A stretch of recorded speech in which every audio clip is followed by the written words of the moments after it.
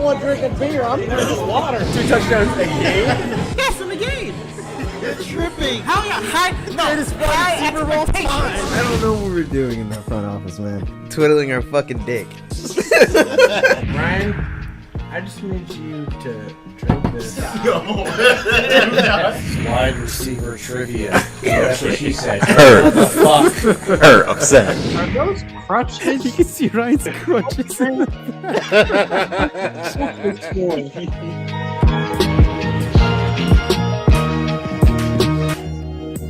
What is going on, folks? Welcome back to After Further Review. This is episode 225. I'm your co-host, Jalen Brown. And I am your other co-host, Malin Dennis. And I'm your other great co-host, Nestor. I am your favorite guest co-host, Junebug Spade. Yes, he is. Gentlemen, thank you all for showing up once again for 225 episodes.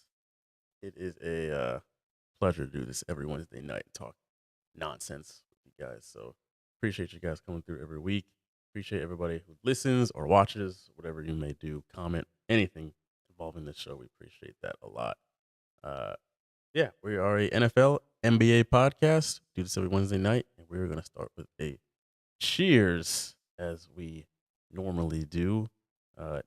Our good friend over there, Nestor, has a good Sky Vodka sponsorship. Oh, not Sky. It's got air today. Air. Cheers. It's like the Dr. Seuss movie. Premium air. It's like the Hook movie. You know, you have to, if you believed in it, you have to believe. Whatever I want it to be, right? That's right. That is Sky Vodka, baby. Yes, like I was saying, we do this show every Wednesday night, 9:30 p.m. Eastern time. We live stream it on YouTube, so be sure to tune in and watch live if you can. If not, the replay goes up on YouTube immediately after we're done, so you can watch it at any time. With that being said, let's get into this week's show. Unfortunately, folks, on Sunday, the Philadelphia Eagles won a Super Bowl because the Kansas City Chiefs decided not to show up, which they picked the perfect time to do it. We're just going to go around, get everybody's thoughts on the game, the outcome, and the fact that we are now living in Donald Trump's, the Eagles winning the Super Bowl.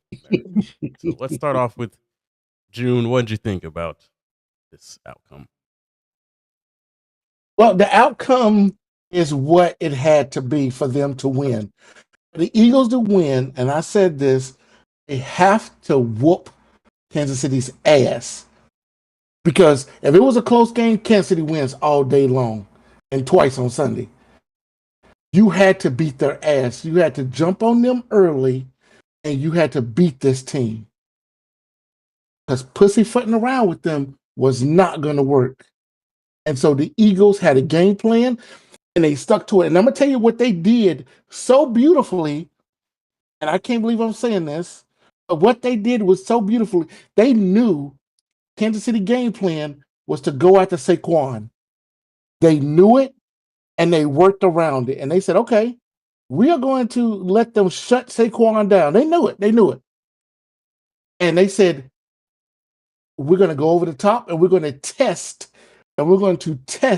their defensive backs, their safeties in the corners. And they did. And I even said this on my Super Bowl preview on my TikTok. Those defensive backs versus the skill players of the Eagles were going to be the key matchup for the Eagles. And that was going to be the way they won. And their skill players outplayed the DBs of Kansas City. So great job to Kellen Moore. Great job to the Philadelphia Eagles overcoming what seemed impossible. And that pains and sickens me to say it. You're a bigger man than I am. Glad that you can say that. Malin, you can go ahead. And I have a lot of feelings about this Super Bowl. One, I mean, I said that I wanted the Eagles to win, but I picked Kansas City in a ride or die in 5. But then I forgot I picked Kansas City in a ride or die 5, so I actually put money on with Hard Rock with the Eagles. So that was kind of fun. I think we're in a weird place with the Chiefs and how to define them. And this is kind of how I think I would define it right now. Whenever we build one dynasty up, we love to tear another dynasty down. And then we always want the next dynasty to supersede the last one, right? Mhm. Like the next one always has to be better. And I kind of feel like we need to stop doing that. They are a dynasty in a different sense, and yes, I'm using the word dynasty, Jalen. I've been thinking about this. I think if you go to 5 out of 6 Super Bowls and you win 3 of them, 5 out of 6, I think that's pretty remarkable. Not a lot of people have done that, right? Mhm. But we need to calm down this GOAT debate with Patrick Mahomes and Tom Brady. Because everybody keeps talking about how Tom Brady won half of his Super Bowls like when he wasn't the best player on the team, right? Right? Like, oh, well, he won 3 Super Bowls and he wasn't even the best. And, Mahomes is, far and above better than Tom Brady now than what Tom Brady was back then. Okay? I get that he has more yards. I get he has more touchdowns. I get that he's been to the AFC Championship game more. All of that. One thing that really kind of sticks out to me still is that Tom Brady beat him in the AFC Championship game. He embarrassed him in the Super Bowl. We blamed the offensive line then. Okay. Now Tom Brady gets embarrassed by the Eagles. We want to blame the offensive line again. That is his pressure rate for that one game was the most that he had this season. That was still 3% off than the average that CJ Stroud had for the whole year with the Texans. Like we can't when it comes to being the great quarterback, I feel like we need to stop the buck at, well, they had a bad offensive line, so it's not their fault. Like when I'm watching the Seahawks and Geno Smith makes a bad throw, I'm not blaming the offensive line. I'm like, Geno, you made a dumbass throw. Like so many teams have bad offensive lines. But I mean, one of those interceptions he threw, like he wasn't even there wasn't even pressure on him. Did you know that he has more interceptions in 5 games than Tom Brady did in 10 Super Bowls? He already has more interceptions than Tom Brady did in any of the 10 that he already had. So like I just think that we need to calm this GOAT debate down and like I know the offensive line is a big deal. Like I get it. But when you're the face of not just a franchise but the NFL, and this is now the second time in the biggest stage where you've come up short, and we're saying the offensive line again, and I know that it was a real problem, but if we're putting you in the GOAT debate, you got to overcome that. And he fell short, man. Like the offensive line put him in a hole. He put him in a deeper hole with some of them throws, with some of those decisions. And I don't even want to talk about Travis Kelce. Did he retire before the Super Bowl? Did he make an announcement? Just didn't tell anybody. Anybody? It sure looked like he was retired during the national anthem in the first, second, or third, fourth quarter. I didn't even know if he was going to come back out the tunnel going into halftime. Did you see him? I thought he was crying when he was walking into the tunnel at halftime. And that's a big guy. I'm not saying that as like any disrespect. He'll whoop my ass. But like it just looked like he was mentally checked out of that game. Right. And so now you have Andy Reid saying he'll come back for one more year. This is where the Chiefs are going to be in the crossroads like the Patriots were, but different because they're going to end up with a different coach. They're only going to have the quarterback, and it's going to be on Patrick Mahomes to carry this team to several more titles to live up to the hype we've created for him. But he was also the 16th best rated quarterback in the NFL this year. 16th. Nobody wants to talk about that in the regular season. Number 16. As far as stats are concerned. So it's Eagles. You got to tip your cap to them. I don't know that Jalen Smith is top 5 quarterback, but he's done more than Lamar Jackson and Josh Allen have ever done. Joe Burrow's ever done, right? Like he's done more than them. Glad that Saquon Barkley got that ring. Kind of wish that Jason Kelce didn't retire last year. I know he said his knees were shot, but it would have been kind of cool to see him on that field again.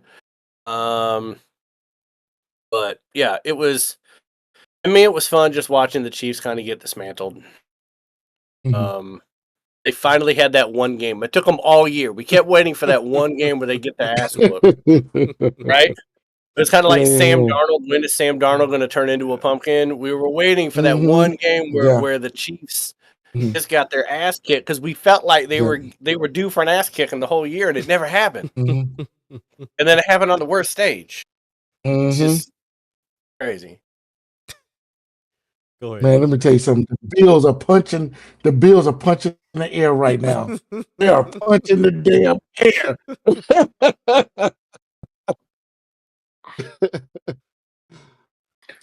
No, I think it's I think it was a great game.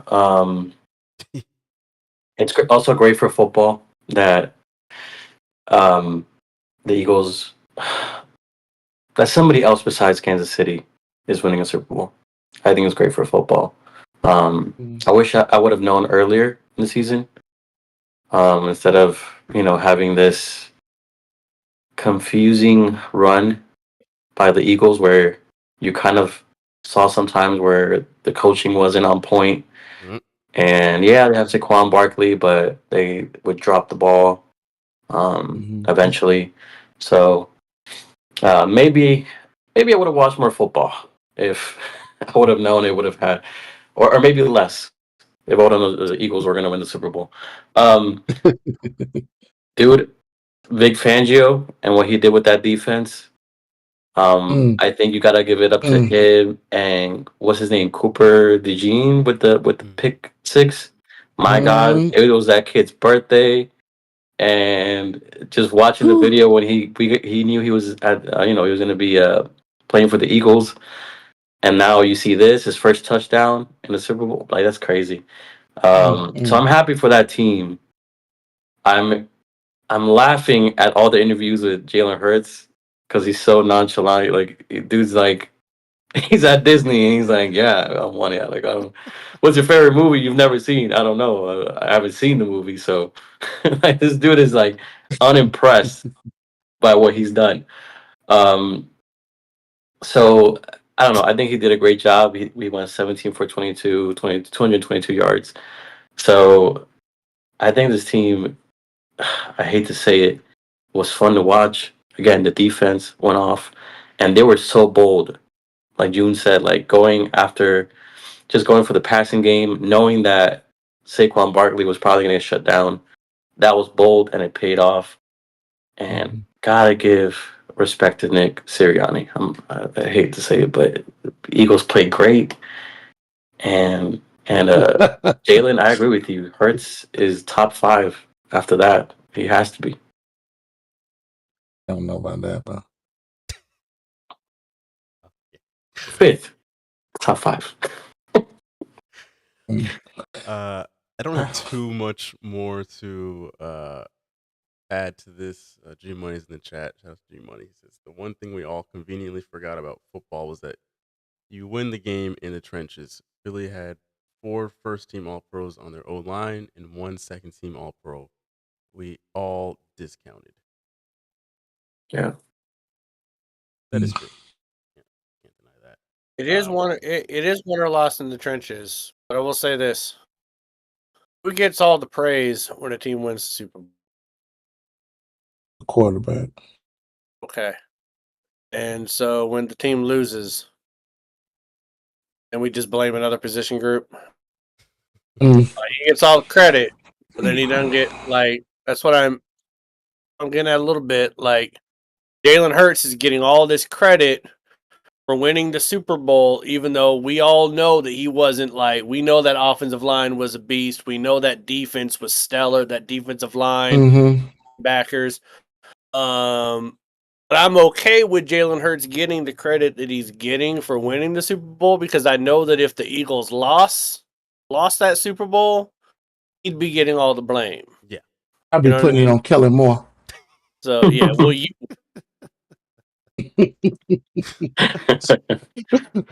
Well, the thing was, I looked at this. Number one, a defensive player should have got the MVP. That's how I felt. That's how I felt in this whole situation. Money, and I agree with you on that. Yeah, the defensive players, it shouldn't have been the offense. That was all the defense. To shut Patrick Mahomes down and that stacked offense for 4 quarters. Yeah. I mean, my God, that was excellent. That was excellent. So you got to give them all the credit, and to create short fields for Jalen Hurts, because I don't know if Jalen Hurts could have went back to back 80-yard drives or 75-yard drives, whatever it is now. 70-yard drives, I guess, of starting at the 30. So I don't know if you could have got Jalen Hurts could have kept doing that over and over and over again against Kansas City defense, because eventually they would have adjusted and they would have got started getting to him. But hey, you got to give praises to Vic Fangio for his prowess on the defense, getting them after Patrick Mahomes, saying, "We're going to make this kid uncomfortable. We're going to make him uncomfortable." Yeah, and that's what they did. And those interceptions, I don't care what nobody say. That one interception, there was no pressure on him. That was a bad. I don't know who was throwing that damn ball. That wasn't Patrick Mahomes throwing that ball. That was a terrible pass. And they had momentum. That was the drive where they actually had kind of momentum, where they stopped. They stopped the Eagles, and they're like, we're running this back. We're finna take. I thought, okay, here we go. They're finna take this down the field. And what? Oh, hey. Yeah. I don't really have any more to add to the game itself. I feel like you guys hit all the bases there. What I do want to bring up, though, the only entertaining part of this was the halftime show. I wanted to get your guys' thoughts on the halftime show, because obviously there's some mixed feelings about this year's halftime show. Yeah, what did you guys think how this one stacked up against previous? I didn't get it. It was boring. Okay, Boomer, calm down. No, it was. Hey, I thought I hated myself for missing it, because I had a day, but when I rewatched it like 3 times through TikTok, and it was I don't know. In my opinion, it was pretty awesome. I understand. I understood the metaphorical concepts in there, and I understood more when I went through TikTok, and I laughed at some of the, like June said, some of the boomers that were dancing and singing along to his songs. I thought it was great, man. I just thought maybe for some reason like the audio could have been better, but that's on on the people that set it up. That's on them. Yeah. Because I heard it perfectly, but when we were on TV, we and I don't know. To me, it was great, and you had Serena Williams dancing up there. That was awesome. I mean, I like Kendrick Lamar. I'm not the biggest Kendrick Lamar fan. But I was like, oh man, I don't know what he's gonna do. I mean, he was there with Dr. Dre. I'm pretty sure that Dr. Dre and Jay-Z talked to him and said, hey, when you bring it, you got to bring it. Because it's going to be, and to make that video game reference, you know what I mean? He it was awesome. And he brought every reference. He made it, and the subtle messages that Kendrick used to express his views about the world today. People got to understand, even though he did sing Not Like Us, that had nothing to do with Drake. Right. Not a damn thing to do with Drake. That had to do with the political climate of today. And he brought that message perfectly. I think he did a great job. And you know what? You are right, sir. You look on TikTok and they broke it all down for you. Because Yep. I didn't know about the game You think thing it had until nothing to do with Drake? really I saw it. I The until whole damn what's up? halftime show had to do with Drake. No, The no, whole sir. thing. No, sir. The whole thing. Did you see You can Samuel try L. Jackson? you can try to make it deeper than what you want.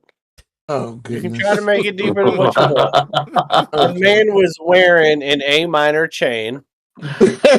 Which was awesome. We know He that. We had know the that. whole he had the whole layout of the stage set with the buttons of the PlayStation controller Mhm. to symbolize that he's playing games with Drake, which Sony happens to be his biggest sponsor. You stroll out his Go ex Sony. dance during the Super Bowl. He said his name and not like us. Like it wasn't about like I get what he was doing in the very beginning. In the very beginning, I get it. But what either makes the halftime show great or not great is either you understood what was happening or you didn't.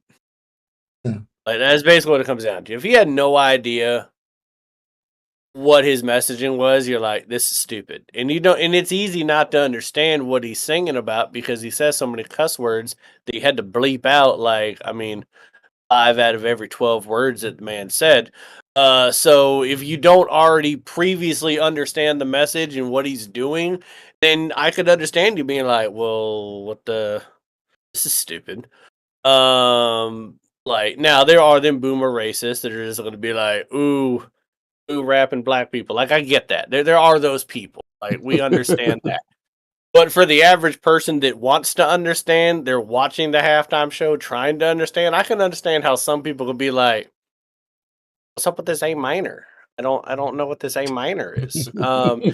So, but I thought it was Tell cool. them to ask their grandkids. I also thought it was cool that most of the camera shots were from like his feet because they didn't want to show him being 5'5". His little ass is walking down that street trying to act tough. All five are Yeah, generous. yeah, 5'5". It's Kendrick very Lamar's generous. like 5'2". He's a tiny person. Yeah, but Oh, it was fun. I enjoyed it. and there's one more. I thought it was an interesting choice for them to pick him number one because usually previous halftime shows, it's not that they're necessarily all pop artists, but it's like easy listening, Mhm. like Usher, uh, Rihanna, The Weeknd a few years ago, Justin Timberlake, like all these other guys that are just like, even if you don't like them, like Malin said, it's like you can listen to them and you've probably heard a few of their songs before. But We're getting Neil Kendrick, Diamond next year. Kendrick is like obviously not a pop artist at all, and even the reason they picked him was because he had the biggest song of last year, but that wasn't even a pop song. But NFL wanted Mhm. to trot him out there because it was the biggest song. So I just thought it was just very interesting that they decided to go with him specifically. But I was overjoyed because he's one of my favorite artists by far. Mhm. So hearing all of his songs in this kind of setting was like the coolest thing ever. And at the same time, the fact that he got to bring SZA out there surprised me. I mean, I didn't know she was going to be out there. She's also like one of Right. my top 3 favorite artists right now. So I was like, Mhm. this They is could have like heaven. brought her out sooner because he's that good. I wouldn't be complaining at that, without a doubt. And they brought out gotta give a shout out to DJ Mustard. Brought out They brought Mustard, out of DJ course. Mustard. That's right. That Had was to. awesome. I did, and then they had Samuel L. Jackson as Uncle Sam. Come on now. That was great. Yeah, That was great. When he told him to shut, he kept telling you're him, too "Shut up! You're ghetto. not supposed to. This is not right. Right. This is not how you play the game." That's not how you play the game. Yeah, that was awesome. But I do think that 2 things can be true. Because Yeah. yes, Kendrick is very political and he calls things how he sees Mhm. them. At the same time, he was brought onto that stage because of the song that dissed Drake. And so Mhm. I think he played both of those pretty well as well as he could have. But again, to the average, if you're not a hip hop head, probably didn't get a lot of what was Right. going on there. So Now, I mean, all the whining. I mean, Jesus, listen to something else. Not it's Exactly. halftime. You don't have to be sitting around watching Exactly. Cry to your mama. this. Anyway, with all that being said, let's move on to our NFL awards. So, obviously, Mhm. NFL does their official awards, but more importantly, we are going to give our own awards as we are now at the complete tail end of the season. No more football. So we're going to run through our MVP, our Rookie of the Year, Okay. our Defensive Player of the Year, and Offensive Player of the Year. So, yeah, we'll start off with let's start off with MVP, and we'll go with June 1st. I'm gonna go with Jared Goff. Jared Goff has taken a lot of hits this season. All the injuries that man had this season, and yeah, they didn't get to the NFC title game, but he kept the team together and moved them through the season and got them a shout out to Detroit. I know everybody won that Super Bowl, but a shout out to Detroit. I'd give him the NFL MVP for the season. So I blame the Commanders because if they didn't get in the way, Detroit would have beaten Philly. I'm convinced. But anyway, yeah, I still think that too. Malin, who's your MVP?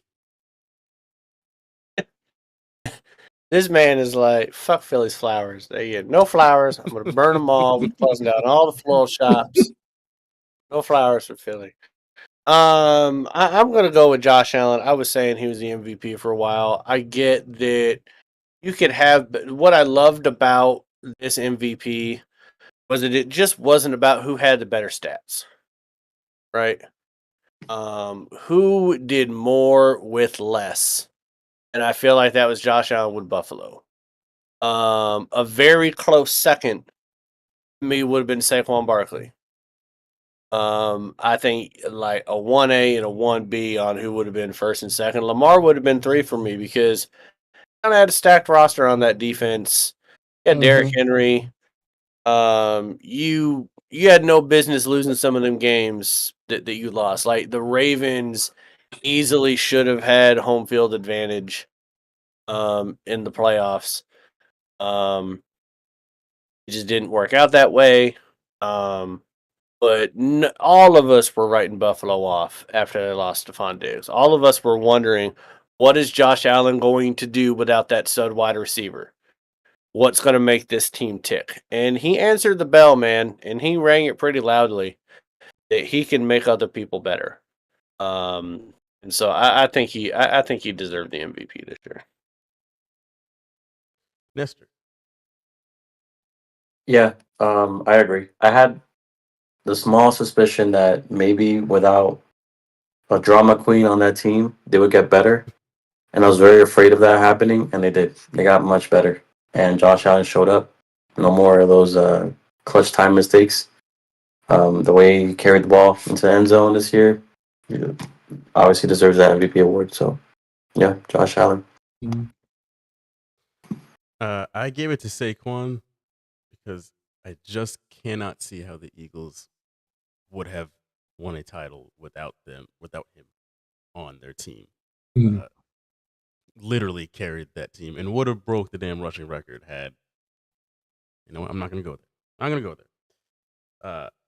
Yeah, I think Saquon is my MVP in my opinion. However, I have no issue with Josh Allen actually winning it. I think he's well deserved of it. Happy for him. Long time coming kind of deal. It also kind of makes me think like if Saquon had the year that he did, like what else does a running back have to do in order to win an MVP? Because not much more he could have done. Like that was pretty much a ceiling that a running back could have had as far as a great year. So I don't know. I feels like hope is lost for that one. But anyway, rookie of the year, June. I'm gonna go with Jaden Daniels. I tried to find another rookie that was just as good or better, but I don't think you can. I don't think you can prove that there was a better rookie than Jaden Daniels this year. He came out. He took a team that was 4-13 and took this team to the NFC Championships, and it was all about him. If there was any other quarterback on this team, that team would have been 8-9. Mm-hmm. But this guy definitely gave this team a 4-game swing where he won 4 games that they probably shouldn't have won. And the game that comes to mind is the Bears game. They should have won that game. Okay? And there was a couple of more games that they probably shouldn't have won, Mm-hmm. but they did. The Eagles game, they should have won that game. You have to give it to that kid. This team is, we don't know what the Commanders are going to be for the future because their offensive line is shaky. It's still shaky. We know Dan Quinn teams seem to go up and down, up and down, up and down. So we don't know what this team's going to be. But for this season, Jaden Daniels was your rookie of the year. Bailey. Yeah, Jane Daniels. I mean, Bo Nix had a lot of comparable stats. Mm-hmm. But simple fact of the matter is that Jaden Daniels was Jaden Daniels throughout the entire year. He didn't have to ramp up who he ended up being. And he put his team in position to damn near win the division at one point in the year. Mm-hmm. And to get to the NFC Championship game, I mean, he was so successful this year that the owner came out and said they're sticking with the Commander's name because their success with that name, with Jaden Daniels attached to it. And I'm like, well, if you can make somebody keep that dumbass name, then you must have done something right your rookie year. But it wasn't even just about the stats, man. It was about the composure, the fourth quarter comebacks that he had, the way he just drilled Detroit in Detroit. That game in Philly in the playoffs wasn't really all that competitive. And I know that Cody Pickett was the quarterback in that second game that they played, but for him throwing 5 touchdowns and I think 3 in the last 2 minutes and 43 seconds to beat Philly in the regular season was a huge moment for him. The Hail Mary against the Bears, there were just so many moments that he had. I think you got to put him.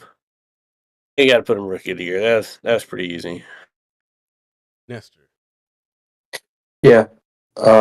Same thing. He took them to a 14-5 record. I think he was second in rushing among quarterbacks, and kid knows how to score. I don't think he's gonna have like a sophomore slump. I think he only gets better from here. So he definitely deserves it, and dare I say it, he makes the team fun to watch. So great for that team and great for him. Yeah, the fact that he was able to lead this team to so much success, and the only Commanders receiver I can name is Terry McLaurin. It's incredible. He is so much fun to watch, just completely electric. Stud. Like Malin said, the composure he has, just completely unbothered by any kind of pressure situation. And, going to the playoffs and shocking Tampa first in Tampa. And then the way that he went into Detroit and just them was dismantled. That was one of those things I was like, I've never seen something like this. Like, right. As young as he is, to go there with the expectations that they had and say, fuck all that. Like, it's my time now, and just bop him. I was like, wow. Like, he's something else. Yeah. Commanders, stick with that name, because you got something here. And you know what was funny about this season, Jalen? The funny part about it was they tried to stack his running back room. They brought Echoes in. They already had, I can't remember the starting running back that's been there for a couple of years. And then they had the other guy. They tried to stack the running game. But the offensive line was so bad, and it's still bad. That's something else they got to still improve on. That they couldn't really get the running game going for him to feel comfortable. And then they just said, screw it. They just said, screw it. We're going to see what this kid can do. And that was the best thing that that they did. What's his name? What's his name? The offensive coordinator from Arizona. Oh, see him on Used to there. coach. What's his name? I can't remember. I can't remember his name right now. But anyway, he just said screw it. He said forget the whole game plan, and they just put it in Jaden Daniels' hand and said, "Kid, we're going to sink or swim with you," and it actually worked. Yeah, Kingsbury. It was Kingsbury. So you think about that this guy just said, we're giving you the keys to the kingdom earlier than they wanted to. And this kid succeeded. So you have to take your hats off to what he did. So, hey, shout out to him. Yes. All right. Defensive player of the year. Go ahead, June. So I looked at a couple of guys who and I'm gonna miss his name, but I think it's gonna be my defensive player of the year was Wharton from Kansas City, defensive tackle opposite of Chris Jones. That guy had a great season, and he benefited of Chris Jones having a great season. And that guy made a lot of plays that people don't even realize that he made. Okay, people, this kid was amazing. And he put a lot of pressure on quarterbacks. He stopped the run. I think I saw him out in pass coverage a couple of times. They had this kid do a lot of work, and he succeeded. So that would be my defensive player of the year. I like the way he played. He played balls out the entire season, of course, except for the Super Bowl. But hey, his job in the Super Bowl was to shut down Saquon, which they did successfully. But they just failed on everything else. But yeah. So yeah, Wharton. Go ahead, Balin. Which one are we talking about? Defense. Defensive player of the year. Who won it? I don't know who actually ended up getting it. Patrick Surtain, or was this? I think so. I mean, I don't know. I'm gonna name anybody for like defense player of the year. Like I really gotta go to who was the number one defense in football this year. And when I think of the number one defense, I think of differently than what the NFL categorizes it as because they do it by who had the least amount of yards, right? I do it by who allowed the least amount of points.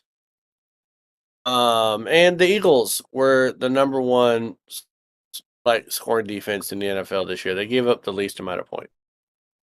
I'm gonna go with Sweat.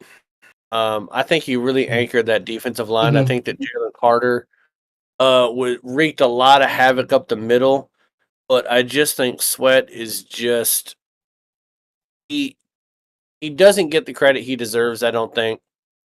He's underheralded. You're seeing a lot of him get some shine now, because of the Super Bowl and stuff that he did with Williams on the other side. But he really was kind of the leader of that defensive line this year. They only ended up having, 46 sacks in the regular season. But again, you're talking about the defense that gave up the least amount of points in the NFL. And he was one of the biggest names. So maybe not defensive. I don't really think there was a player on the defense that really like there wasn't that defensive player that was like setting records this year. You know what I mean? Like no one was closing in on the sack record or the tackle record or the interception record. So I'll go with Sweat with the Eagles. Give him some shine. I guess I could say Jalen Carter, but maybe he should have been a Seahawk. I don't know. I still like Witherspoon, but they could have drafted Jalen Carter. Who knows, man? Who knows? Damn it. Go ahead, Nestor. I was going to be a little bit biased here and completely biased and go with my boy that used to be at the Dolphins, Andrew Van Ginkel, for the Minnesota Vikings, because the man did not did not have a slump. He just was great defensively, probably better than he was with the Dolphins. But Malin is right. You do have to give it to a team that got farther in there and allowed the least amount of points. I'll go with personally. I'll go with Zach Bond from the Eagles. Yeah. I have to go with Jalen Carter on this one. Mhm. Not just because he's a fellow Jalen, but I think that the Eagles they stole him in the draft, and they have a Mhm. special talent on their hands. Like I feel like he's going to be the next couple of years like the new Aaron Donald. Like he's just dominant, and offenses have no answer. Like they don't know what to do with this man coming through, and it allows like a Josh Sweat to have great performances because people are so occupied with him. He's fantastic, and as young as he is, it's like he's not even in his Mhm. prime yet, and he's this Yeah. dominant already. So I think he was a definite anchor for that Philly defense. So yeah, let's go to last but not least, Offensive Player of the Year, June. It's easy. I hate to do it, but I'm gonna do it. Saquon. He is the reason why the Philadelphia Eagles, stupid Jerry Jones, he is absolutely the reason that Philly was in the Super Bowl. He didn't have to do nothing in the Super Bowl but be the decoy that he was. And he knew it. Mm-hmm. He knew he was going to be a decoy, and they knew he was going to be a decoy. And he played his role perfectly. Okay? But Saquon was absolutely the only reason, besides the defense, it was Saquon first, defense second, that team got to the Super Bowl and won it. There was no other options for that. So Go ahead, Malin. Yeah, I gotta go with Saquon. I think that I don't know what any of us were expecting out of him this year. I don't think we were expecting what we saw. I think we were all expecting 4 to 5 good games, and you start riding the injury bus off and on. You know what I mean? I think we all said that in our analysis before the year started. But that like he just, I mean, not only did he stay healthy, but it's like he got better as the year went on. And he would have had the record had it not been for them sitting him the last game of the year. With that being said, he did still set the all-time rushing record for regular season, postseason, and Super Bowl, which I didn't. I thought that was going to be hard for anybody to beat Terrell Davis's record that he set. That was like just crazy. I mean, it was an all-time like year for an NFL running back. And it's unfortunate because I think that this was in a day and age where running backs aren't getting a bunch of yards. You would have think there would have been a little bit more polish and a little bit more shine on someone getting 2,000 yards rushing. Right. But it just kind of seemed ho hum to a Yeah. lot of the media and the public. Like it wasn't getting the attention that I'm like, oh my god, this is amazing. And I'm looking at everybody else and they're like, yeah, it's cool. But have you seen Lamar Jackson and Josh Allen? You know what I mean? I'm like, Yeah. okay. If this would have been 95, like, sports writers would have been trying to get a blowjob from the man. Like, I mean, good God.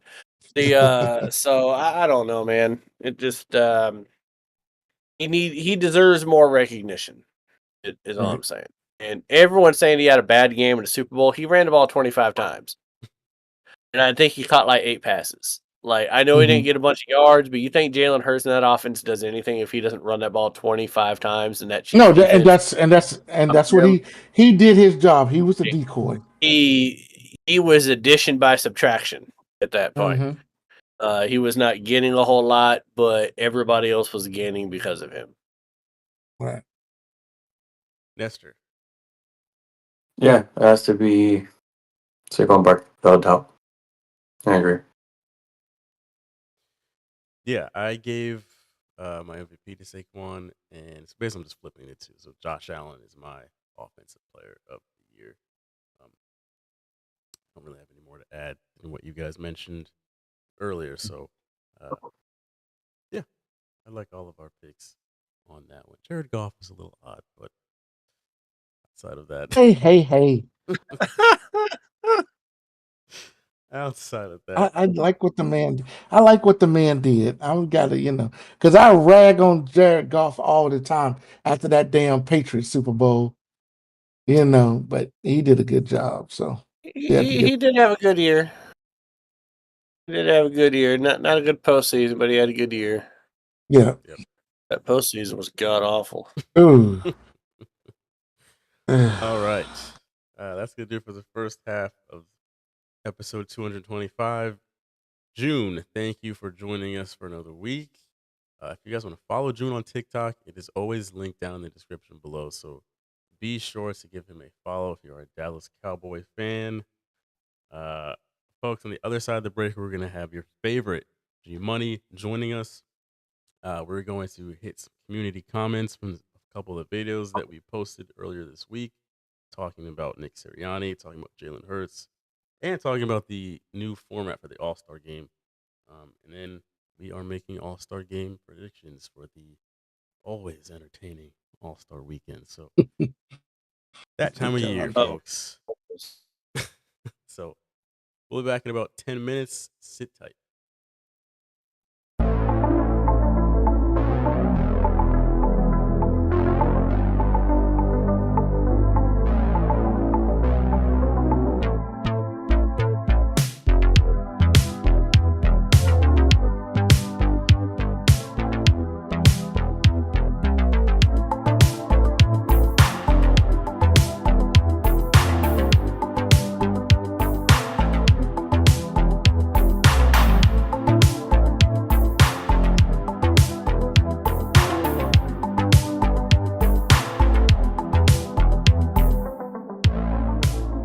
So some people decided to get some hate on my take. CeeDee Lamb, not a top 5 wide receiver in the NFL. Your boy currently 32nd in the league in receptions, number 10 in yards, 35th in touchdown. That doesn't sound elite.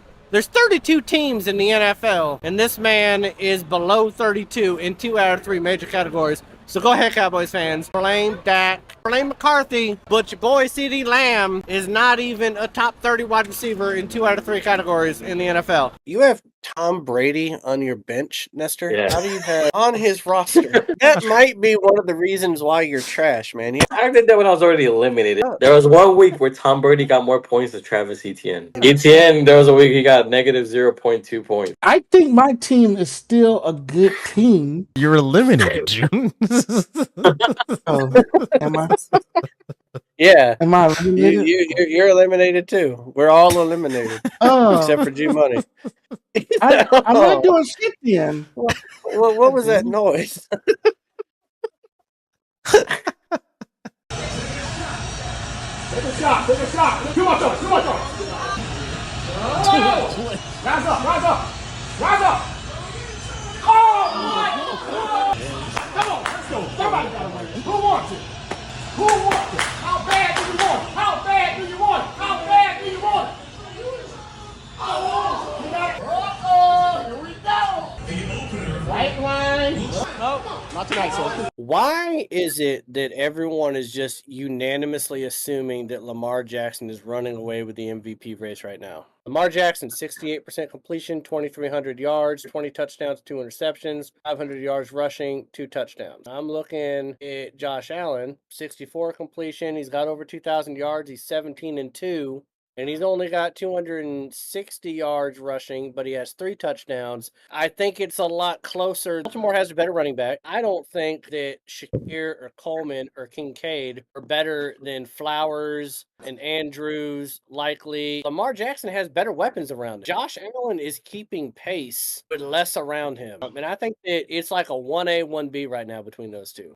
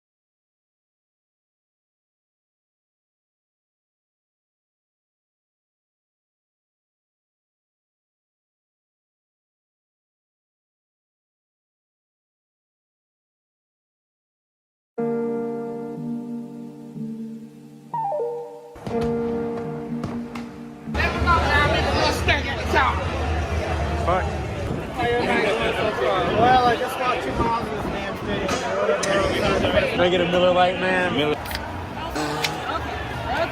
Okay. I like your shirt. It's like $18. Fuck. We're Road G. Season 21, 22. And LSU.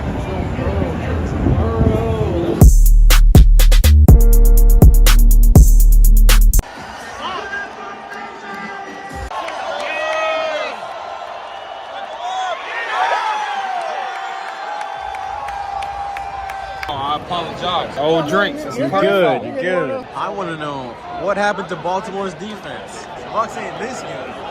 Incomplete. 3rd and goal. Technically, it's 101st.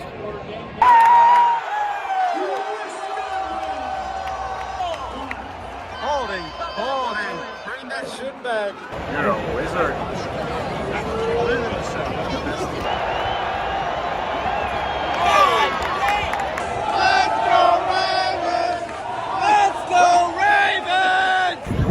$1 more would have gotten you a highlight. They conned us. They conned us into this. That's some bullshit. Excuse me, sorry. Sorry, sir. There's a lot of elderly Ravens fans right here. Yes, sir. The Baltimore Colts marching band, back when they used to have a marching band. A lot of popcorn. Well, there goes our points. There goes our points. Why are you so mad, man? You're so angry.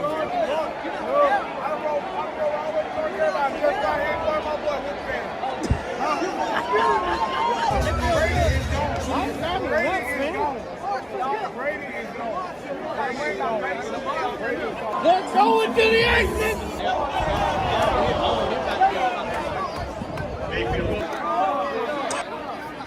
Henry on the carry. Held down by Levante David. 2nd and 11 at the 41.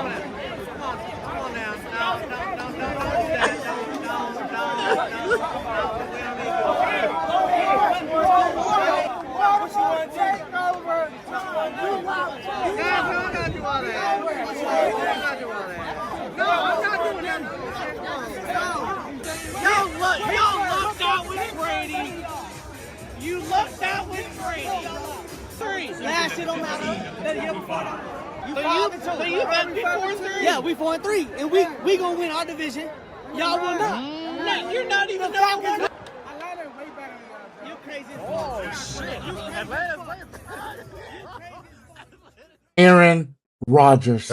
He has to be in the perfect situation for him to have worked out. They're going to have to make a decision next year. I hope they make the right decision and let the guy go. I think they brought in Aaron Rodgers wanting to win a Super Bowl, but you got to remember who the team is. It's the Jets. When have they ever, even when it seems like they make the right move, it ends up being the wrong move? People give the Cowboys crap year in and year out when they don't win a Super Bowl, yet they won 12 games 3 years in a row. But it seems like Aaron Rodgers always gets a freaking pass. It's always somebody else's fault when it comes to Aaron Rodgers not even getting back to a Super Bowl. The offense is fine. It's that defense that needs some help, but this defense has got to be fixed. They can be great. I wouldn't necessarily call them frauds. I just think they're fraudulent at times. They are exactly what we saw last season. They're not frauds. I just feel like they are the Ravens. I guess I'm going to be the one person that comes on here and calls them frauds. But their secondary is terrible. They'll let anybody come in there and throw a party on them. Right. Justin Tucker, he has the yips. Don't even get June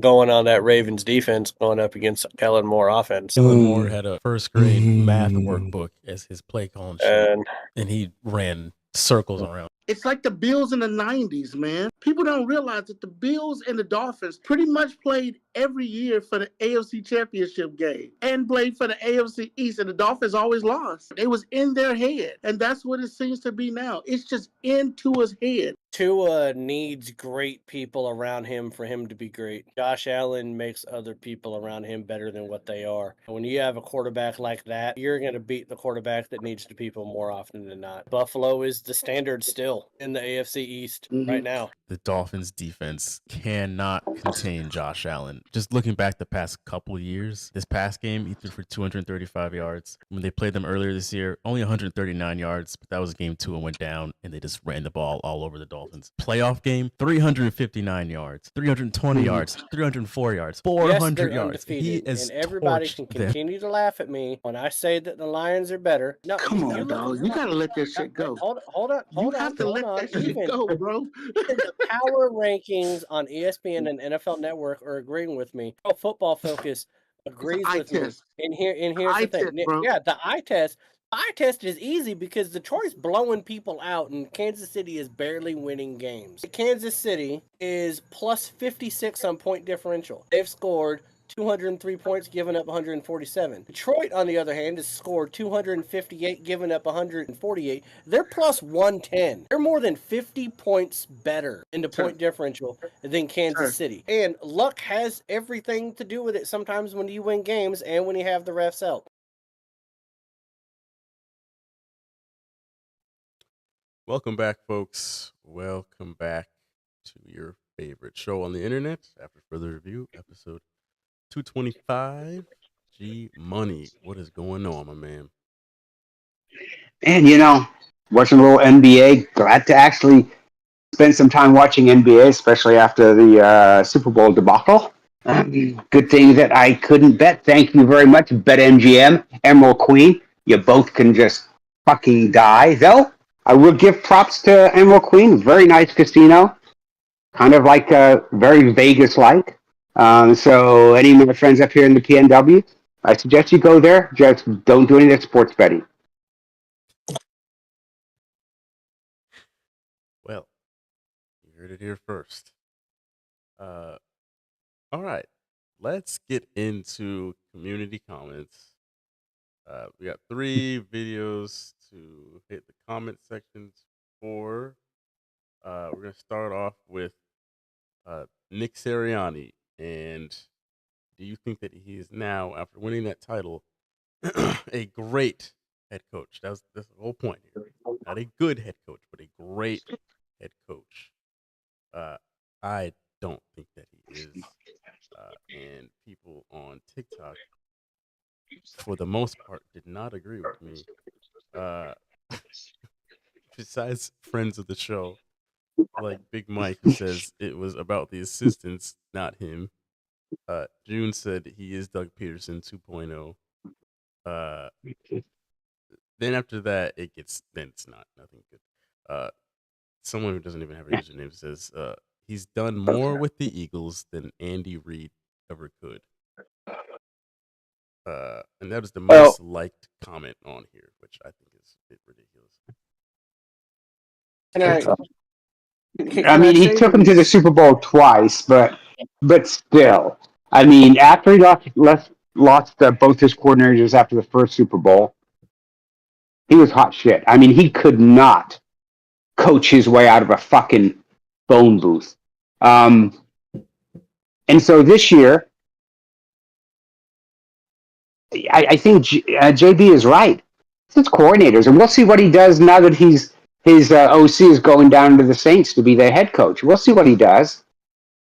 We'll see if he's any good, and maybe he is Doug Peterson 2.0. He'll get fired in 2 years and then just wander around the NFL Netherlands and be like an OC somewhere and a head coach at some shitty team that he doesn't care about and just takes the money.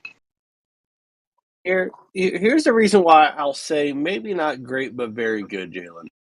And why I don't think the Doug Peterson comparison is very fair to Sirianni is that how many head coaches go to a Super Bowl, you lose your best coordinators, and yet a head coach's job is to not only just coach a team, but also staff your team with the right coaches. How many people can go and lose the Super Bowl, lose the coordinators that took you to that Super Bowl, and then it takes you a couple years, but you're able to find 2 more coordinators that end up helping you go all the way. Like, I think that has to matter when we look at that scenario. It's not like he came back with the same coordinator, 2 different coordinators, and coordinators that nobody else wanted. Okay, Dallas didn't want Kellen Moore. I think it was who was it last year that sent Fangio? Oh yeah, that's right. The Dolphins sent Fangio packing. They're ass. So he took 2 coordinators that other people didn't want and melded that with the talent that he had after losing the other coordinators, and he goes out and wins the Super Bowl. I don't know. I don't think that winning one Super Bowl makes you great. Okay? I think it can make you very good. But at the same token, okay, I just want to throw it out there. You know, like how many Super Bowls does a John Harbaugh have? Right? How many Super Bowls does a Mike Tomlin have? There's very few Belichick's, and there's very few Belichick's and Reeds out there. So he's in some rare company right now, and he's gonna lose. He's already lost Kellen Moore, like G Money said. So I don't know if he'll lose Fangio or not. But we'll see what he can do with the offense next year. But still got a lot of talent. But I don't know. I think he deserves a little bit more credit for being able to retool that coaching staff to help get them back there. Just a little bit more than what you're willing to give, Jalen, because what you're willing to give him is not even the dog shit off the bottom of your foot. So This is I think a fresh pair of sneakers maybe is fair to him. Not ones that you purposely walked outside and stepped in dog shit on and boxed them up and sent them to him. Maybe a fresh pair of sneakers. I don't know. I give him credit, but I also underscore what the defense has done. That's all. I do give him his credit. Did I completely miss? Did we do the shot? We did not. We do it. Holy shit! Okay, because it was still sitting there, and I was like, "What the hell? Did I miss it?" My tequila. Yeah, now. you could have. Oh, I could have. A lot of tequila. mm-hmm. Yeah, that shit'll make you think you're bulletproof. Oh, let me ask you this question, Jalen. What does Sirianni have to do for you to think he's not a fraud? Because winning a Super Bowl didn't change your opinion at all. Well, I don't think he's a fraud. Not even the anymore. way they. But at the same time, I don't think he's great. I don't even think he's close to great, to be honest. I think that he's just good. In order for me to think that he is a great head coach, I think that he's got to, within the next couple of years, it doesn't have to be next year, he's got to get back. He doesn't got to win it again. But I think that he's got to keep them as a legit title contender by getting back to that game within the next couple of years. The only reason why I ask is because you were calling him a fraud the whole year. I did that. And then when he won and you called it, you said fraud, and I said, come on, man. And then you said, well, Khalif could have coached that team to a Super Bowl win. And I was like, okay, well, like what is it? Like, is he fraudulent or is it just the team? I was like, what? Like, I think the two worst takes you've had the entire football season had to do with Pennsylvania. Honest to God, I think you thinking that the Steelers were contenders way too long.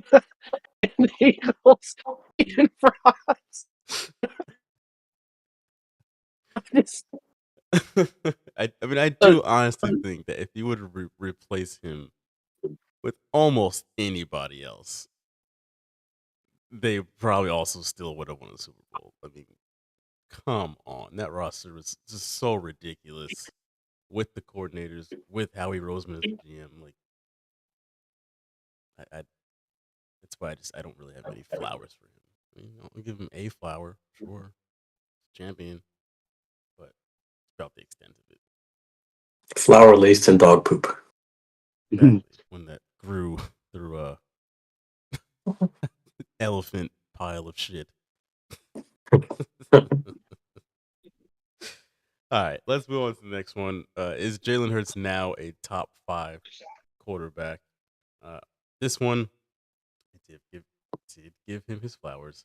I think that he's the fourth best quarterback right now behind Mahomes, Allen, Lamar, and then him. And then at 5, I mean, you can put whoever you want there. But Really? yeah, I put him at number 4 now. And the consensus here was most people said yes.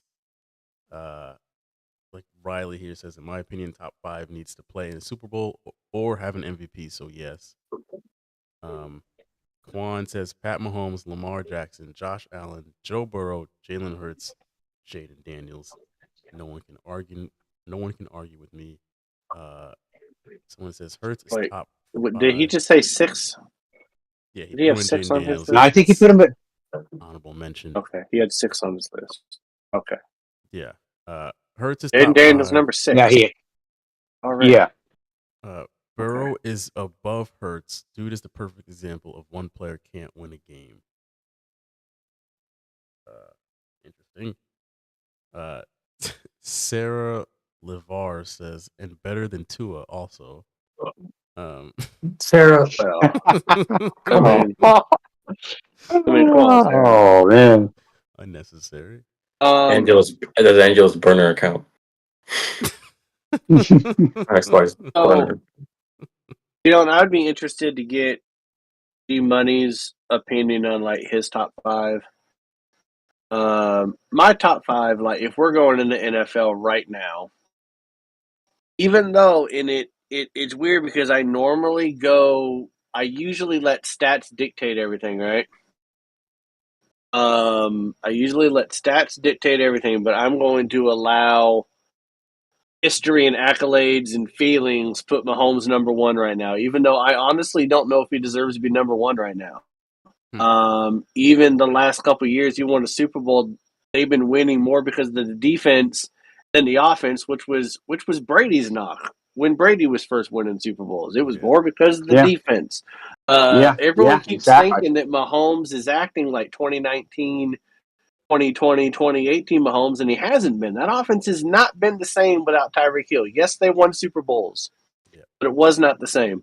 But I'll go ahead and put him number 1 just because he's been to 5 Super Bowls in 6 years. Then right now, I would put Josh Allen number 2, simply because now he has the MVP, and he's like he plays Patrick Mahomes twice a year. He can beat him in regular season, not the postseason. But I think with all the quarterbacks that we're talking about, he has the least amount of talent than anybody else. So I'll put him number 2, Lamar Allen 3, and then I'll put Joe Burrow. I'll put Joe Burrow ahead of Jalen Hurts, and I'll put Jalen Hurts number 5. I'll put Joe Burrow number 4 because I think that if and this is my logic behind it. If you put Joe Burrow on the Philadelphia Eagles right now, like you might as well just call them the NFL version of the Philadelphia Eagles. Joe Burrow has the ability. Like I'm not sold on Jalen Hurts' ability to lead you to enough wins yourself, like you pull your team to victory, like a Mahomes can do, like an Allen and a Lamar and a Burrow can pull teams to victory in the regular season to give you a shot in the postseason. You know what I mean? Like there was so much of Saquon, which isn't bad. There was so much of Saquon there, and they asked so little of him, but he didn't make mistakes. Like to me, it's very Russell Wilson-esque. In the first few years at Russell Wilson, like they weren't asking a lot of him, so it's hard to really see what you know. But we know what we have in Burrow. He's just a man that's just snake bitten by playing for the Cincinnati Bengals. So I got to have him 4, then Jalen Hurts 5. I wonder if G Money has Jalen Hurts any higher than 5. What do you think, G Money? So it's kind of crazy, right? So you look at the quarterbacks today, and you think, Mahomes has the it factor, right? The ability to lead a team when they're down by basically 2 scores and come back.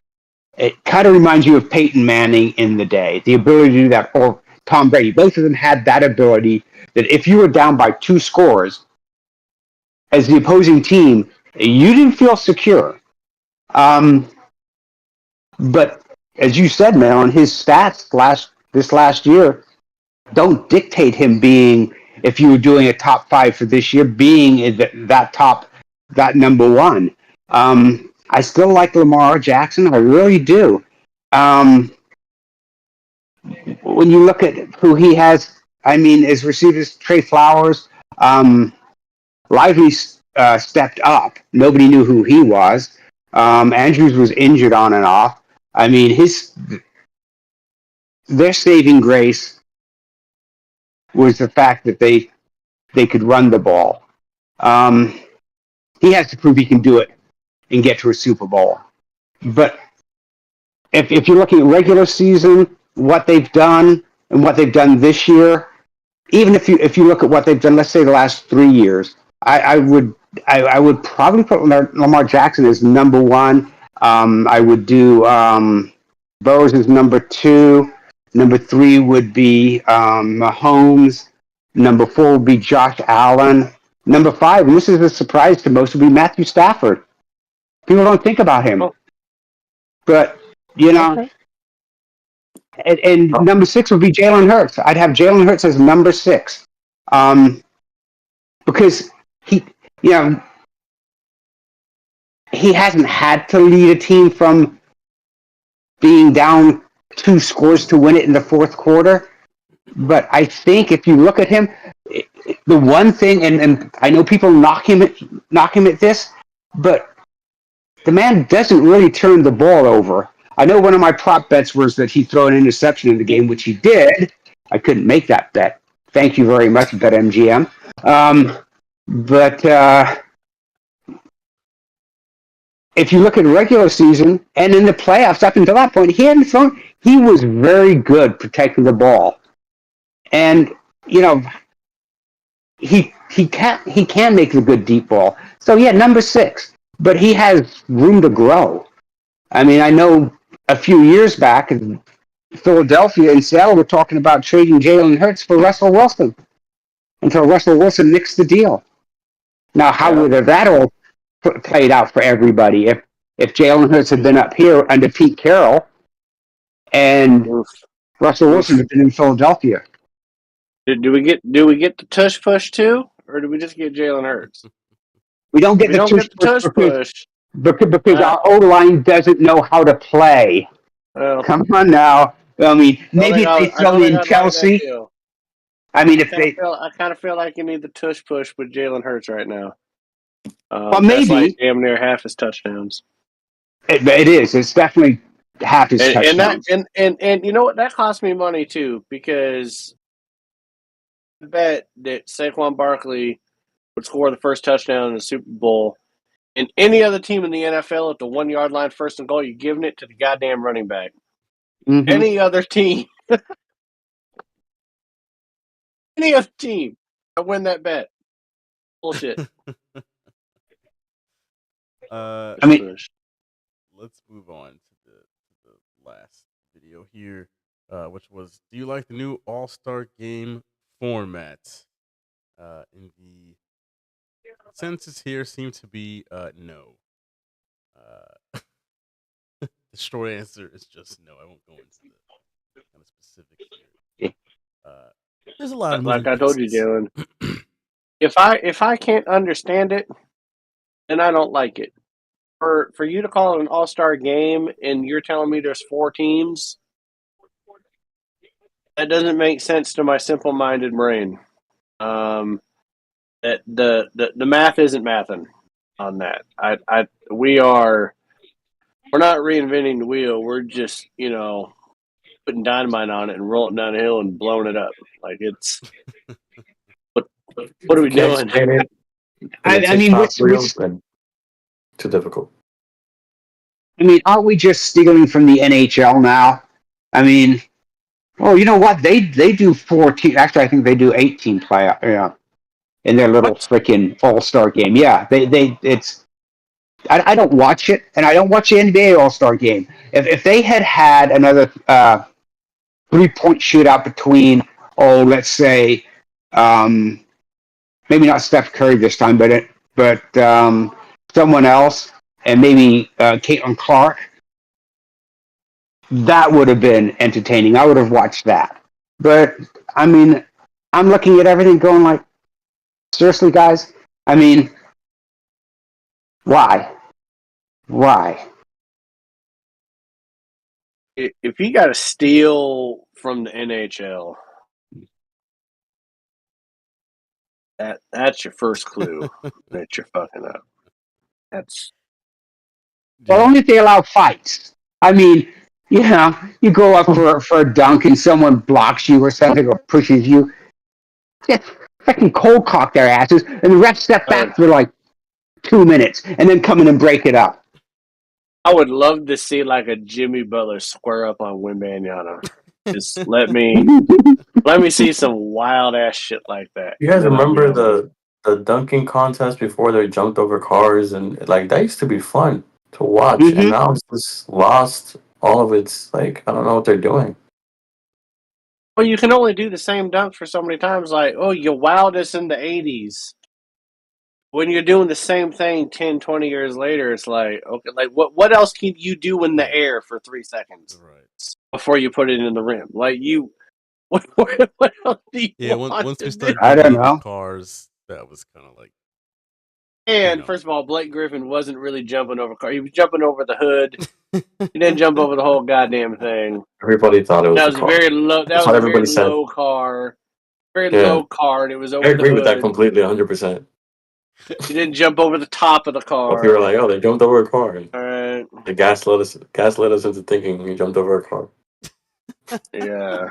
Now Before everybody Dwight believes Howard had to that. start putting capes on. Yeah, I yeah. mean, but you got to start doing stuff like that because, like, what they were right. doing in the '80s, Gary, was so unique. And then you can only do that for so long, and you run out of it. Like, I don't know. I Maybe don't the think they're 3-point thinking competition is enough. more interesting. I think they're overthinking it. I think just go where the drama is, and there's your game. That's what you should do. No. What they really should do with the dunk contest, and I've been thinking this, Jalen, is you get these people to participate, right? And then you give them an all-time great from the dunk contest from a previous year. So one person would get like a Dominique Wilkins, another person would get Michael Jordan, another person would get D. Gordon, another person would get Vince Carter, right? And they have to replicate the dunks that they did in the years that they won it, and who can get the most style points from the dunks that other people had already done. I think that's how you do it. I think that's how you do it. Yeah. NBA hire me right now. That just came off the top of my head. All the NBA needs to start doing is taking shots. But Adam Silver's a bitch. He ain't taking no shots. Vegan ass looking motherfucker. That's an idea right there. That's what they should do. That is what they should do. Because then you don't got to reinvent it. You just got to emulate it, and it's okay to do it because we're telling you to do it. Yeah. So like, who can emulate it the best? And you don't know it until you're getting up to dunk. It's like, oh, this is what you've got to do. Let's see how good you are. Yeah. They show it on the Jumbotron like twice. And they're like, do that. Like, that would be cool. Who did Jimmy Butler have beef with? It was with the whole NBA. What are you no, but specifically more so with Denver, right? It was with or was it? I think it was Denver. Grant Williams, he had a quick beef with him in that Eastern Conference Finals a couple years ago. I would put them together in the same team and then also. No, I'm really telling you, I really do think we just fixed the dunk contest. I really think I like that idea. We just did it right there. I think that's the best. And no one's paying us. Nope, they sure aren't. No one's paying us. And there's been the NBA. There's been a lot of people in a room thinking of shit, getting paid for it. Come up with the debacles we've been having. All right, let's go to the Ride or Die in 5, where we're going to be betting on all of these ridiculous shows. Last week, I went 2-3 along with G Money in June, and then Malin and Nestor went 3-2 in the Super Bowl edition, Hey. the Ride or Die. And Wait, I want to hear it. now, Hear it. overall, Malin is back in first place. The champ is back for 1 week because I'm going to blow down these NBA All-Star games. But the champ is back for 1 week. He's plus 58. I dropped down to plus 57. G Money is plus 38. Nestor is plus 25. So that's where we're all at. Like Muhammad Ali with the rope-a-dope. Historically, Spend all your energy during the football season. we do not do very well during All-Star Weekend picks. No, we don't. No, we don't. I said. But here, I mean, we don't spend a lot of time, and we just like, okay, yeah, that sounds like good. Yeah. Who's that again? Yeah, that sounds good. I'll be completely honest. I spend no time. It's not worth my brain power. You tell me to pick it, I'm going to pick it. You put some nice slideshows on the rundown this week so I could see some things in color. It's neat. I wasn't typing all these names. I just took screenshots. Yeah. Yeah, I'm just looking at them right now. There you go. Don't know who half the people are, but you know. Like, first of all, if you're betting on this stuff,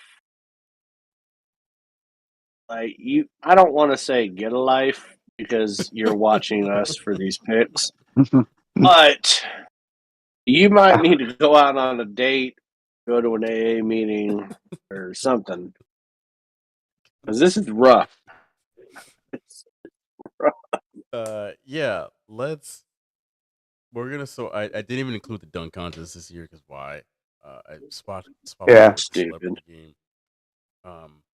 Celebrity game is split between Team Barry Bonds and Team Jerry Rice. Makes no fucking sense. Yeah. I don't even. Oh, is it? Jalen, I don't even know half these people. See, that's what I said. I don't that just shows how old we are. Like who? How are we? Okay, I know it's 10:50. How are we defining a celebrity in this day and age? Like, I don't know who they ask. Are we? Like, first of all, Matt Barnes was just a mediocre basketball player. Like, I don't know why we're giving him celebrity status. This is the first invite he's ever had to the All-Star game. That's embarrassing. I'll be lame as a Baron Davis, like that's more like a seniors tour thing. I don't know who Mickey Guyton is. I have no idea who that is. I don't know who AP Hillen is. I don't know who Chris Brickley is. I do think that it's going to be funny for someone like Noah Khan to be playing basketball. That man better ball out. That man better have some moves. That would be sensational if Noah Khan could ball out. But we got Shabuzi. We're gonna be doing some double shots of whiskey on. We better be taking shots of whiskey on this thing. Hey, you know, Jack Daniels is my friend. Yeah. So we're picking between these two rosters. Yes, sir. On who's going to win? Who's going first? I'm going Team Rice on this one because I like. You're going Team Rice. I like the T.O. Shabuzi, Matt. That team looks terrible, man. Drewski. I'm gonna go with Team Rice too. All right. I'm gonna. You know what? I'm gonna go Team Rice too. One down. No, I mean I think Davis. I think Noah Khan's going to be that wild card man. He is, but I think Terrell Owens is. Well, like Noah Khan's that one guy that you wouldn't think could. Like, there's no way he can ball, but then he actually gets out there and he can ball. Ginobili. Like white man can't jump, kind of. Yeah. Yeah. But Terrell Owens, though, he's going to hurt somebody.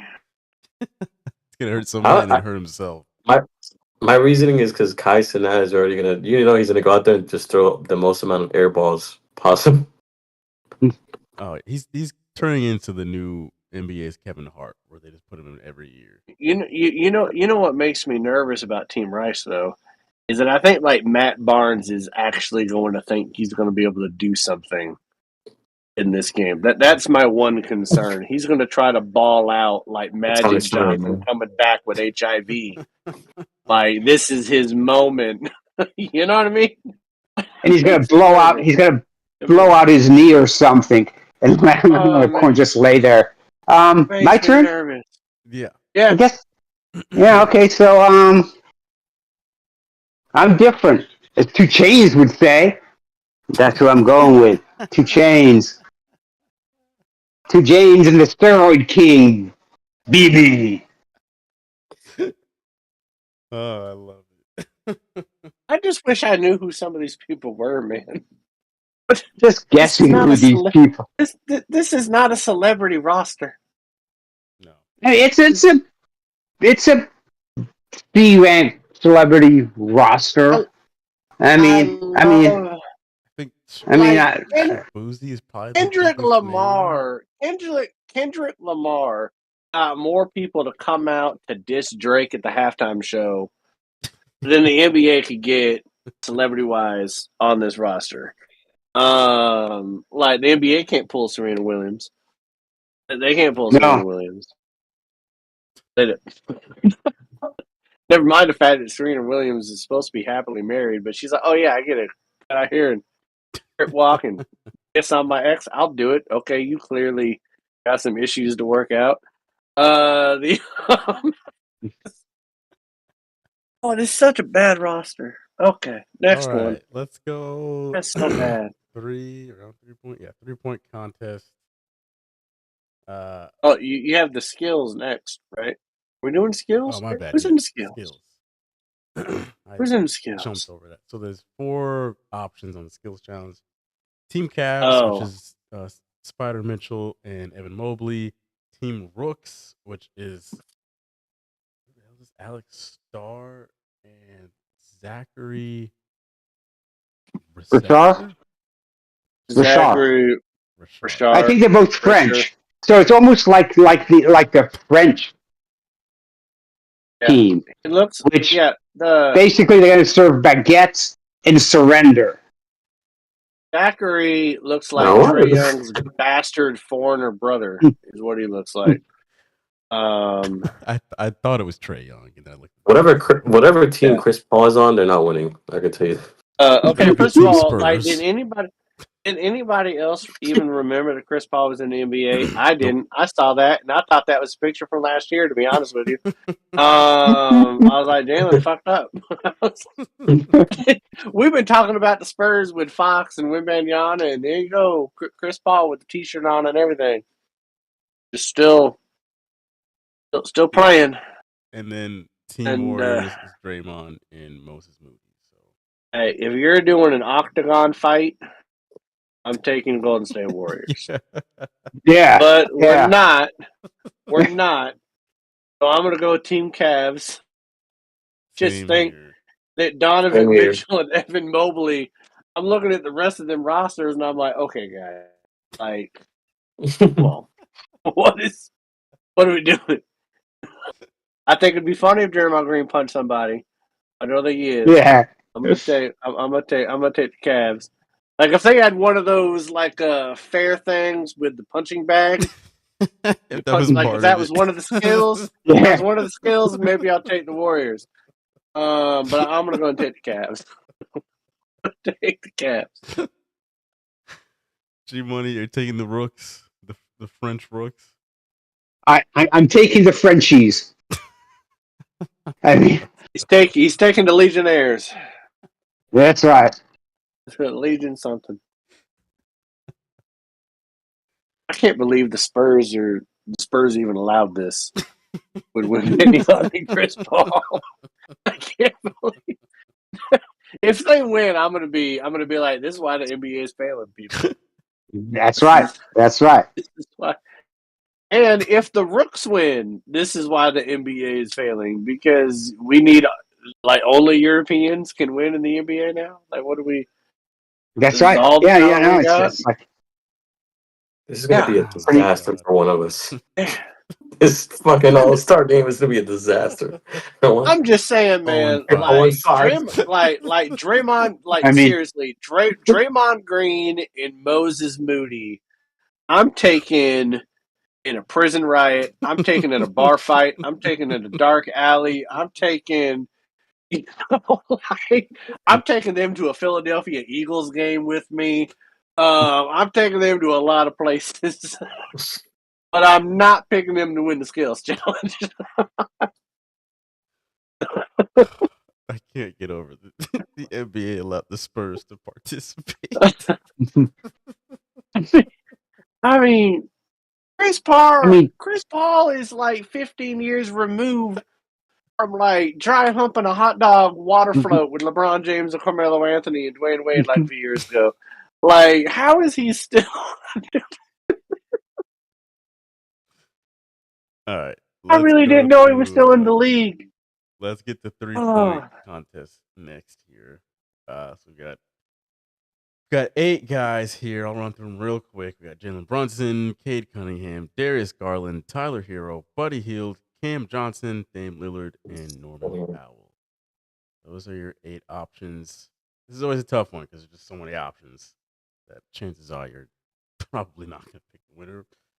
But You know how you want to know how bad this roster is? I'm sorry, you're just gonna have, if you put this out there, you gotta deal with me just shitting on the whole thing. This roster is so bad. The person that would have won it declined, and I say person because that person is actually a woman in Caitlin Clark. Caitlin Clark would whoop all of these guys' ass in the 3-point contest. Like, because unless Damian Lillard is in a game clinching series against Oklahoma, he's not hitting a three. Enough threes to like unless Paul George is in his face, he's not hitting enough threes to win this bitch. I don't even know some of these people. I don't even know some of them. But who are these people? I am well, you know going- Jalen Brunson. I know And Brunson, you know Tyler Hero. and I know Tyler Hero. I know Darius Garland because the Cavs have been good, and I know Buddy Hield. Okay. Cameron Johnson, I don't know who you are, man. I know Dame. Norman Powell, you sound like you should be in the Defense Department. Cade Cunningham, what is what? I don't know, man. I don't. Somebody pick somebody. I don't know who's going to win this shit. I'm taking Jay Brunson on this one. You're taking Jay Brunson. Yes, sir. Do it for the Jalen. All right, was it your pick? Am I next? Is that what Anybody we're doing? can go at this point. I mean, Oh, okay. I'm gonna go out on a limb here. The saying is, white men can't jump, but they can shoot. Sort of. I'm gonna go ahead and take Tyler Hero. wow. I'm gonna see what happens. I'm gonna take Tyler Hero. I think he's yeah. Why not? No one else is screaming at me that I can make a lot of threes. There's no Steph Curry or Larry Bird to come save this debacle. The only way the NBA can fuck up the 3-point contest is actually not get the best 3-point shooters to participate in it. And yet that's what they've done. So I don't know. All right. You should just have half the Celtics roster on the 3-point competition. That would make the most sense. You should. To see who's the best 3-point shooter. Where is White or Pritchard? Right. You know what they should have? They should have Celtics versus everybody else. Well, I was thinking basically just have your big men out there shooting 3-pointers, right? Wembanyama, freaking the Joker, Embiid on his half leg. That'd be funny. You know, That'd be funny. just have them out there shooting Just put Anthony Davis out there in a wheelchair. Yeah, yeah. All right, who are you guys picking? Nestor and G Money. Who you guys picking on this Oh. godforsaken fucking thing? Well, Bonnie Tyler would say, "I need a hero." So yeah, let's roll with that. Watch this man go all out just because. I'm a give me Darius Garland. You want Darius Rucker? No, Darius Garland. All right, now Man, for the I'm actual living it. All-Star circuit here. So the way this is supposed to work, Kenny's Are they team- playing at the same time? No, it's got to be one after the other. What's that Sunday? I believe it is. Okay. It's whoever scores 40 points first moves. Like that's who wins each round. And then they play a final. Yeah. So Okay. Kenny Smith's team is going to play against Charles Barkley's team. And then on the other side, like once that one is done or whatever, there's going to be Shaq's team against whoever wins the Rising Star Challenge. That team is going to play Shaq's team. So that's Candace Parker's. This is not confusing. All right. First of all, is Jalen Brunson really that young that he could be a young I don't star? know how they're considering. Is he that? And Anthony Edwards is a young star. Like, how is he is. I SGA? mean, Okay, but how is SGA on? I think he's Canadian. I mean, maybe he's a global star. Is yeah, he's okay. Yeah, he's Canadian. Christ. Come on, Okay, so he grew they're up not on the 51st state yet. Okay, does anyone really think the global stars aren't going to beat the young stars? Are we all in agreement that the global stars? Do we really think that the OGs are going to lose to the whatever the fuck this shit is? It's Candace's Rising Stars, but who are the?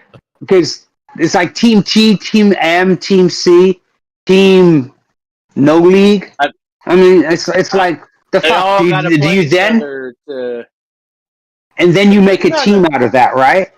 Yeah, none of them are beating the OGs, and none of them are beating the OGs in the other game either. Like, we can go ahead and just settle that. Like, it's just, and that's the problem with the NBA is that no one else did like that OG roster. Come on, and I think that they're going to. I think they're actually going to come out and play. I think the OG roster is going to come out and play. Those people are like, well, you guys are some has-beens, y'all some old people, you got some old heads. But yeah, I'm going to pick the global stars, and then I'm going to go ahead and pick the Shaq's OGs on that one. Yeah. Candace, I don't know who your rising stars are because they're all fallen. There ain't going to be no stars. They all going to be dead. That OG team is a roster. I really do think they've got no center. They don't need a center. Yeah, they don't need one. Anthony Davis is hurt, so they don't have a center. They'll find something. They'll find something. They'll find somebody. I like them. I like the OGs, man. I don't, and especially because the OGs, like the OGs are acting like Jason Tatum and Jaylen Brown are that old. Right, even though they're kind of funny around to me. the same age as Anthony Edwards and Jalen Brunson. But whatever. Yeah, so how those two snuck onto the OGs, that's beside the point. But that OG roster is loaded, man. I mean, damn. That is a stacked roster. Now, G-Money's right. They don't have a center. Honestly, if you took that roster, and I'm just saying this, Jalen, and I've been drinking, so don't quote me. Oh, quote me. Put it up there. If Anthony Davis is healthy, and like that roster against any other like Olympic team that the U.S. has had, that's a tough matchup. That's a tough matchup. If Anthony Davis is healthy, is healthy, that's a tough out for any Olympic team that we've had in the last 30 years. Good luck. That's a tough out. So a tough out from the original Dream Team. Michael and Magic. The reason why that's the reason why Larry. it's a tough out, Gary. That's the reason why it's a tough out because first of all, Larry would talk shit to them while they're on the bench. Yeah, he would point to him and goes, "You're guarding me. You are guarding me. You're white. I'm not. You can't guard me. I'm going to take a shot from here, and when I'm done, I'm going to take another shot. I'm going to make both of those, and then while you're still looking and thinking about it, I'm going to date your girlfriend." It's definitely a better roster than any other Olympic roster that they've had since the Dream Team. But I would say, since like in the 2000s. Tough out though. Yeah, I do. Well, even the '96 team. I think that '96 team that had like Penny Hardaway, Shaq. There was I think Stephon Marbury was on that team. Maybe Reggie Miller was on that squad. I still don't think it's as good as this roster, but I think that they could hold their own against 92. I don't think that 92 would just wipe them off the floor. I don't think they would. The only reason why I think the 92 team would beat that team, Jalen, is because the 92 team was just tougher mentally. Them people, they were just tougher mentally. Like, they would make some of these people cry. Like, Kevin Durant would cry if he had to go up against, like, if he had to deal with the trash talk of Michael Jordan, Magic Johnson, Larry Bird, and Barkley, he would cry. Yeah. David Robinson would quietly just dominate Anthony Davis the whole game. He just wouldn't talk shit. He'd just be dunking on him the whole game. But yeah, that's a pretty solid roster. So we're all taking Shaq's OGs in the Global Stars, right? I'm taking the Global Stars all the way through. Going all the way through. I mean, if I'm going to roll, I'm going to roll with ride or die, though. Did the finals or not? I'm taking the Global Stars, and then Shaq's OGs, because as we said, we don't know who Candace's rising stars are, and unless they're people that are going to be the greatest players ever and show up on the stage, they're not going to stand a chance. Where's Karl Anthony Towns from? He's from New Jersey, but he's Dominican, so they're considering him a global star. Oh, okay. They're pulling some strings here. Yeah, they are. I was like, what? And where's Donovan Mitchell from? Is he Canadian too? Yeah, I think he's Canadian.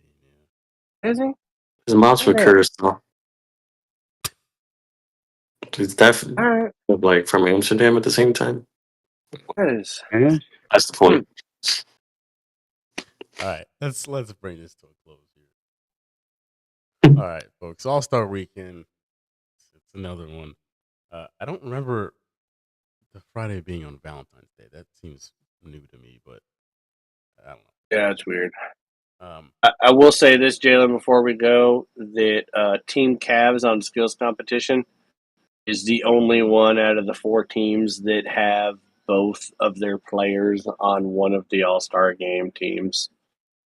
You got one on the Young Stars and one on the Global Stars. Got it. Yeah, that's true. The only one that's got both of them. Yeah. Yeah. I mean, they could have another fuck up. All right. Yeah, let's get back to the real NBA. We want to thank you all for watching, listening. We will see you all next week. Same time, same place. And have a good weekend. Peace out. Out, guys.